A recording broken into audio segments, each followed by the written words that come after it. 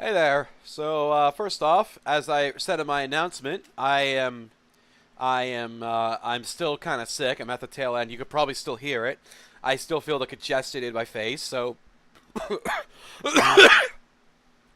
if you might hear some coughing and the occasional sneeze, but man, it has been half a month, 2 weeks since the last demo disc. Hell, even longer than that. It's been over 2 weeks since the last demo. Sorry, I'm all burpy.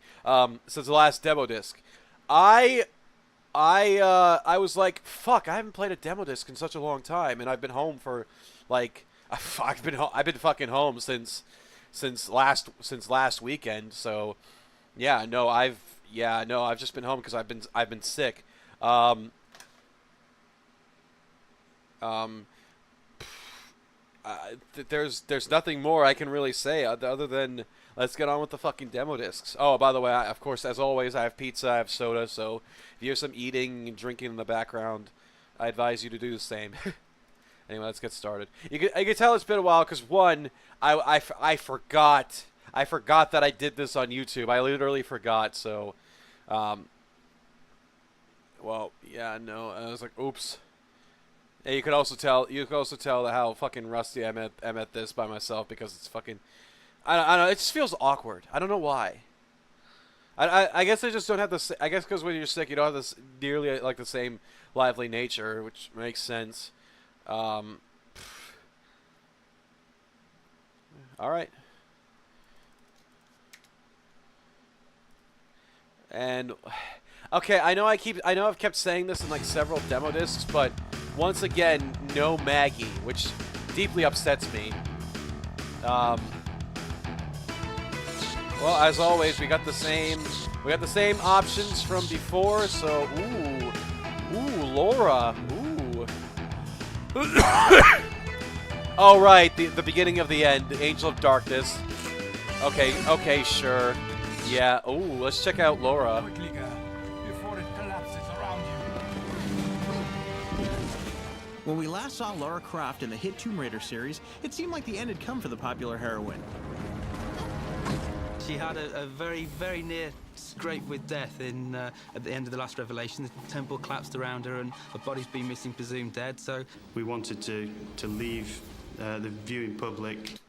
You know, I say this with a lot of games, but I bought the Tomb Raider 1, 2, 3 remaster, and then I found 4, 5, 6 remastered for like $2 on G2A. Yeah, I know, I'm a piece of shit. I know.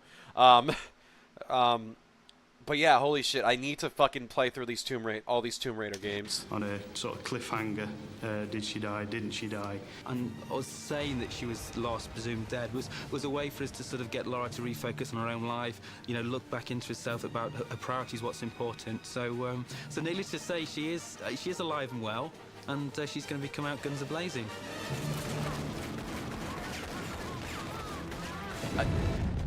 Again, I keep saying this, but I wonder how much they fixed in the remaster for Angel of Lara Darkness. returns in Tomb Raider: The Angel of Darkness, which continues from the end of the last Tomb Raider game. But we just started off as Whoa. taken to Paris. She got called from Von Croy, and she finds him dead, and she's suddenly framed for his murder, and she's on the run from the... All right, I don't know if you guys heard that. I was not expecting that. Wow. Nothing too crazy, but okay, I accidentally knocked over my bottle of soda, which is fine. There is a reason why I have the habit of making sure that I close it every time I'm done taking a sip. There's a reason. And no, I didn't forget this one time and I knocked it over, it spilled. No. Like, what happened is, apparently knocking it over was enough to build up carbon again for it to psh in a few places. Now, again, fortunately, because Lady Luck seems to be on my side for now, it doesn't look like it's fizzled out anything. My computer's completely dry. No. Like, you won't believe how many times I've accidentally sprayed soda near my computer, and it either hasn't gotten on my computer or in my computer. It's crazy. How the fuck does my computer still work? no. It's literally like, just check it out. Nope, it's completely dry. French police, and it's a whole new scenario instead of the usual Tomb Raidering thing. And very soon, everything that's been there for Lara, being famous, people recognising her, being this face around the world, it all works against her because suddenly everybody wants to catch her. She's trying to go through and investigate who actually did kill Von Croy. That sort of leads her into a much deeper storyline. It's not just a crazed psychopath, it's a 15th century alchemist who's doing these ritual killings to rule the world. And she's got to clear her name by destroying him.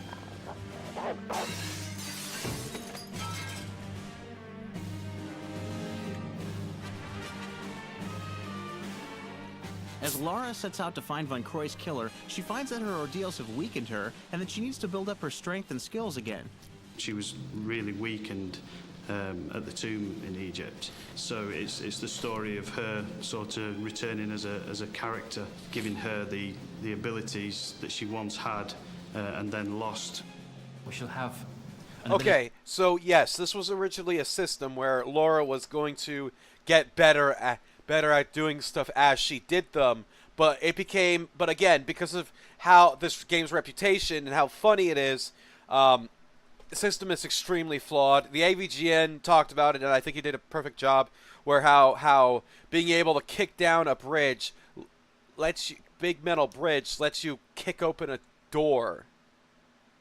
Yeah, stuff like that.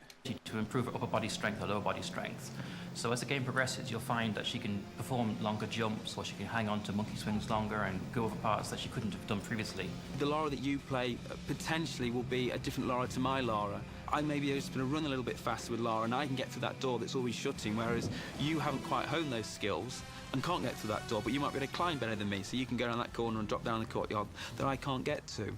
We've also added more moves. It just hurts to hear how ambitious this was supposed to be and what we got. She can do proper strike moves now. She's got a lot of hand-to-hand combat in there, punching, kicking. She can sneak around corners. She can take enemies out and then sort of hide again.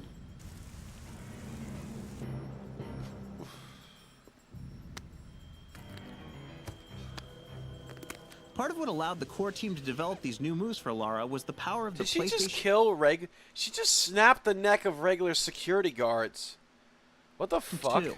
They further tapped this potential to develop a host of other improvements that will push Lara's adventure to the next level. Everything just goes up to. We made her bazongas bazongas 3 times bigger and made them as round because they were triangles in the last game.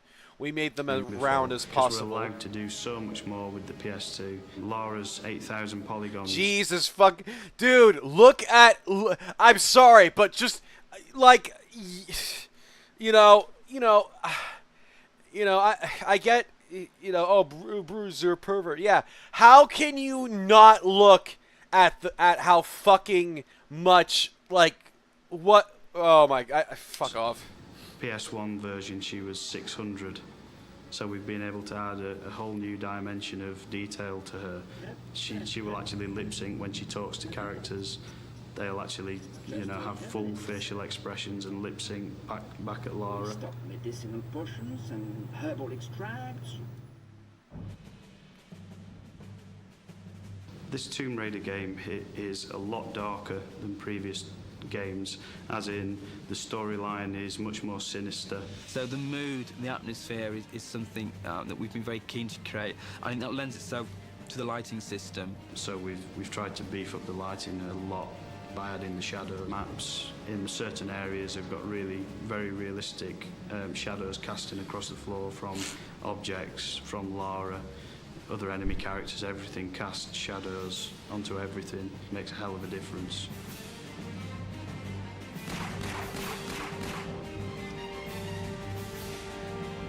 As Lara struggles to determine what's happened to Von Croy, she runs into a new character in the Tomb Raider series, a character who's an integral part of the game. His name is Curtis, and he is the coolest character ever. He's a member of an ancient sect of knights called the Lux Veritatis.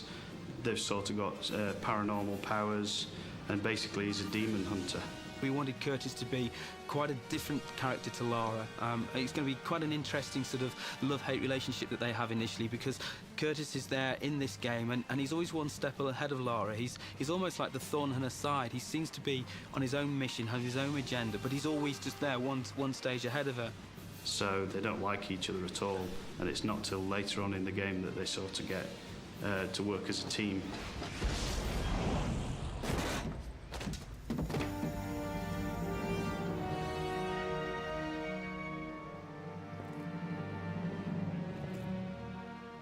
One of the hallmarks of the Tomb Raider series has always been the creative use of puzzles in the game, and Angel of Darkness is no exception. And as we have looked at what people have enjoyed playing in Tomb Raider, it has actually been that sort of hard-edged puzzles. It's been that standing there, knowing where you've got to go, but trying to... Okay. I know. I said I would not get distracted in any sort of way, but I decided out of just nowhere, because I'm autistic like that,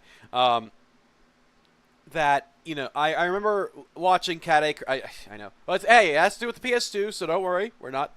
I haven't gone completely off the rails yet. But I remember watching Cat Acres' video about the UK PlayStation 2 magazines and how they were appealing to lads and being essentially gooning magazines. It was insane. And I decided to kind of flip through. I went onto the Wikipedia page to find out exactly what issue they started doing this sort of thing. Issue 26.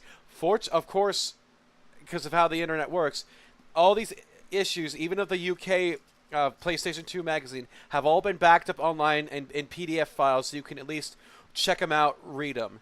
Now, these are... I was going to say...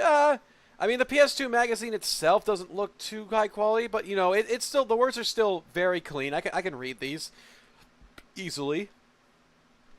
But just to give you an idea how fucking horrendous it is.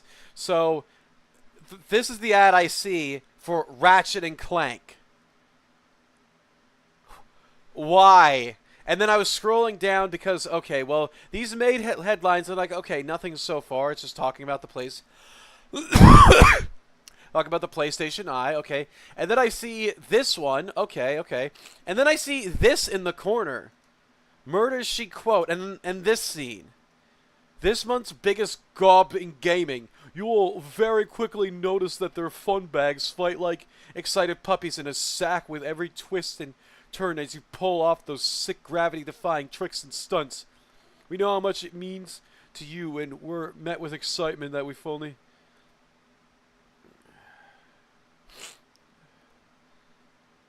And then it's this thing. What the fuck? Oh my god. I wonder if they went to horny jail after this. This is fucking crazy.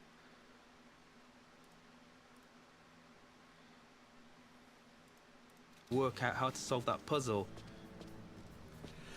Those sudden death sort of things where if you just don't get it right, she begins to fall. You know, you've got that timing just to grab that ledge or grab that precipice just before she plummets to her death.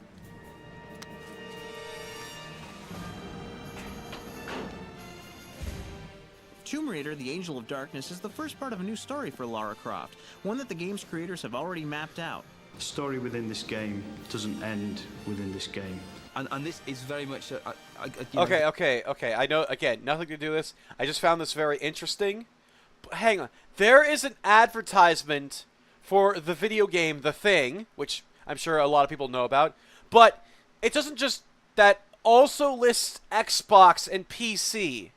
Sony would be fucking dead in the ground before they would advertise the Xbox in any sort of capacity from anything, whether it be in a magazine, anywhere. They'd be fucking dead in the ground. That is crazy. That's the craziest part of this whole thing. The first few chapters of the book, if you like. There's a lot of unanswered questions that we've already planned for future titles. It sounds like the team at Core have plenty of adventures in store for us in the future.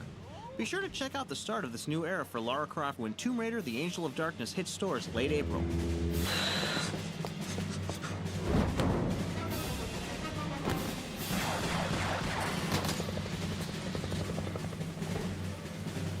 Oh yeah, something, the end is coming.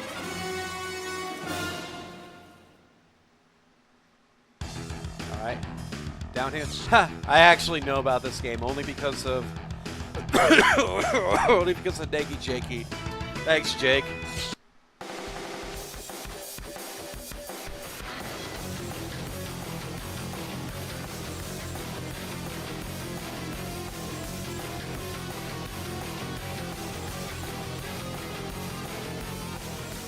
Air is thin at the top of the mountain. You can feel your heart pounding. Trees fly past you at 60 miles an hour. One miscalculation will send you on a collision course. Suddenly, the ground drops away, and for a moment, all is quiet. Then your bike hits the ground with the force of a jackhammer. Your leg shoots out, dragging across the rocky trail as you tilt your bike, desperately trying to maintain control.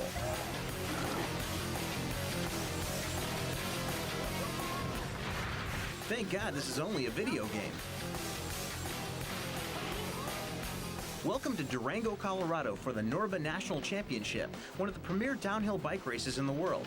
The folks at Incog were nice enough to invite us to tag along as they did research on their latest game, Downhill Domination. We even got to hang out with some of the pros. Well, I've been racing mountain bikes since, gosh, it would be 9 years, 10 years. I've been racing BMX for 20 plus. I race the downhill and the mountain cross, and the difference is downhill, you're all by yourself. You have a run that's anywhere from 2 to 5 minutes long, and it's just a timed run, and you're all by yourself. The main events that I usually focus on right now are the mountain cross, four cross, biker cross, whatever you want to call it. It's basically a head-to-head type of a race, man-made course, big jumps, big berms.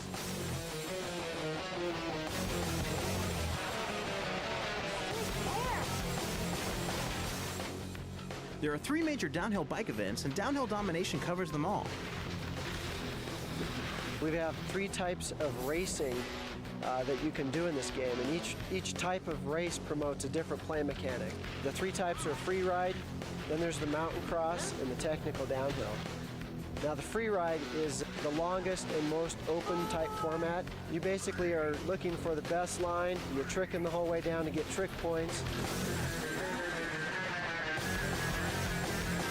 The mountain cross is a new event in downhill racing, and you've got just big, huge double jumps, and that one's really, really close combat racing, so that one gets pretty good to mix it up with the other riders. The other one is the technical downhill. A lot of speed management. Other mechanics that come into play is power sliding, object avoidance. There's lots of shortcuts, allowing you to get down the mountain as quickly as possible.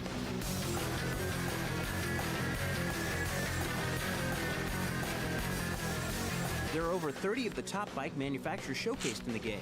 With nearly unlimited upgrades available, earning money will get you a sweeter ride. We've got a really cool cash system that ties into a lot of different things that you can do, not only to your bike, but also to the rider.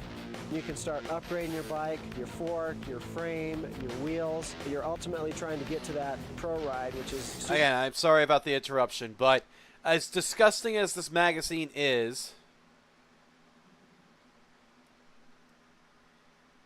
the fact it mentions the PS3 in the I know this wasn't directly made by Sony, and it was just, you know, but still.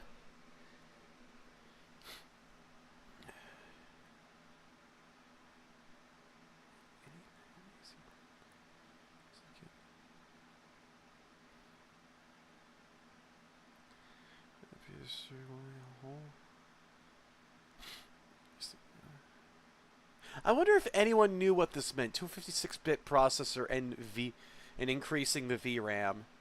I wonder if dude, some PC gamers still don't know what this means. Use 2 chips, 12 gigabyte second performance. Holy shit! Every second.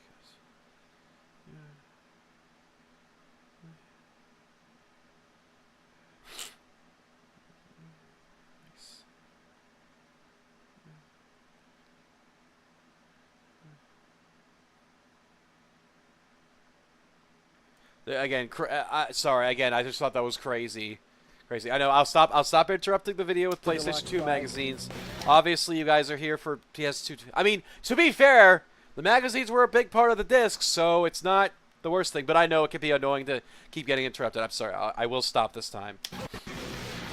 You can also upgrade your combat abilities. And sorry, I haven't been commented too much on this because I don't have too much to say. Not just because I have a cold, but I don't feel like talking too much. But I mean, this game is pretty self-explanatory. Like nothing too much is coming to mind. Of the game, but it's certainly one of the most fun. Yeah, with Age, I've already said the end is coming with Age of Darkness. And this is just it's a simple downhill, well, not simple, but downhill racing game with advertisements to eBay. If you ask any of the pro riders, they would tell you that there's no such thing as combat when racing because you would get disqualified. Some of the combat maneuvers that we do in the game are punching and kicking. One of my favorite is hip checking somebody. They come riding up next to you and they want to push you into a tree and you just give them a little hip check and take them out. And I always get a nice chuckle from that.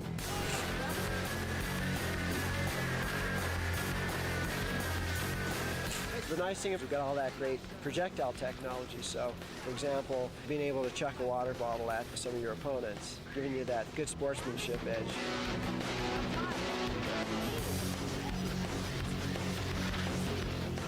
If weaving in and out of trees at ungodly speeds and battling multiple riders wasn't enough, you'll also have to look out for a few other hazards.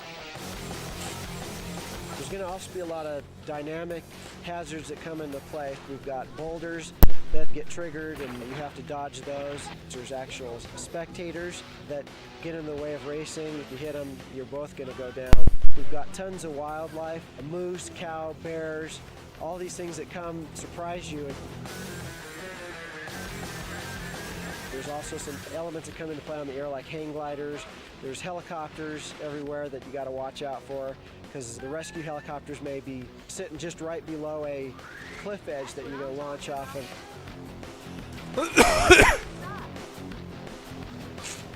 Just when you think you've got it all under control, the weather changes, and so does the race. We got one course where the storm comes rolling in and the lightning bolts start hitting the ground and you've got to dodge these lightning bolts or you're going to fry. And when the lightning bolts hit the trees catch on fire, so if you get too close to the trees, you're also going to take some damage and probably slow you down.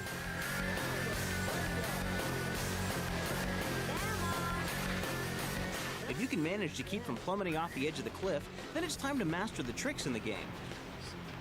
We actually try to derive most of our tricks from motocross, BMX, and mountain bike tricks.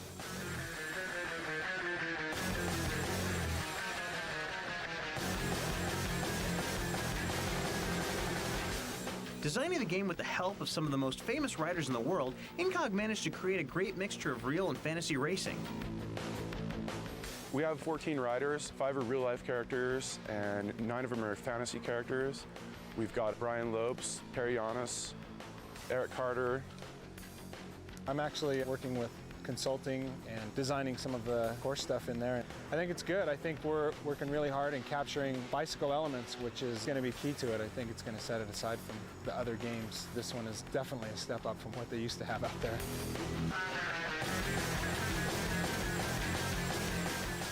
I didn't want to stop. I mean, that's just like when you're doing a downhill run and you're having a really killer downhill run, you don't want to stop. And I was starting to get really into it, and by the end of it, my thumbs were starting to hurt. Now that the pros have mastered downhill domination, let's see if the game developers can master the mountain. No brakes!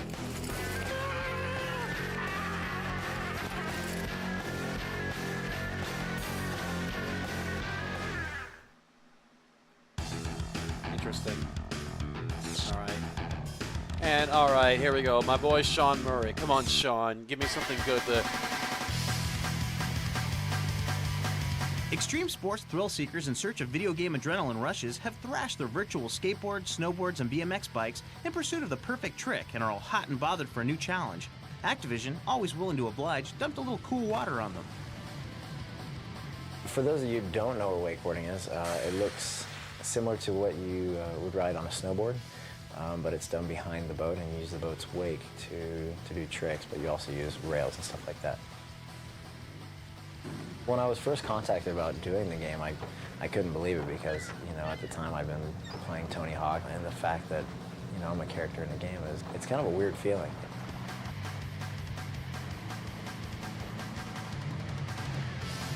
If you want to make a kick-ass extreme sports game, you've got to get the top pros involved early in the game's development. They're very good at wanting the athletes' input because they know we're the ones who are doing it every day, and we'll give them the correct interpretation for what the sport is.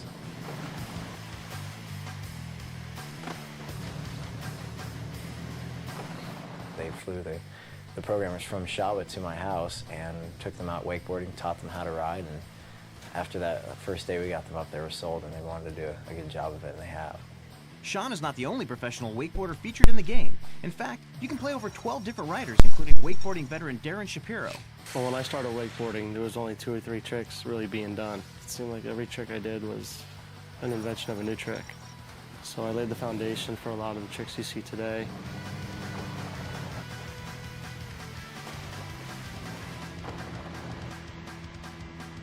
We got every wakeboarding trick in the world. Something I think is really cool is that stuff that we've actually made up, now the wakeboarders are trying to copy. You know, you see it in the game and it's like, hey, we could probably do something different than we have. That we've kind of poached some tricks that they've invented on there, and we're helping each other out. You know a game is going to rock when the pros go nuts playing it for the first time. The acceleration and the pop off the wake and everything has it's been just right on the mark, and it's actually kind of weird when you step away from the game. You feel like you've been riding because it gives you that feeling of flow and what wakeboarding is. I watched Sean play the game, and I was shocked. I couldn't believe how real the water looked. I mean, it just blows everything away that I've seen.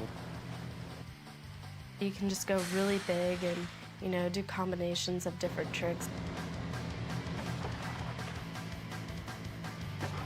You can let go of the handle and go slide rails and slide on the boats, which is, you know, crazy because we can't do that on the water. For me, like, I had the most fun just playing with the wake, but when it really came together was when we just decided to let the guys let go of the rope and go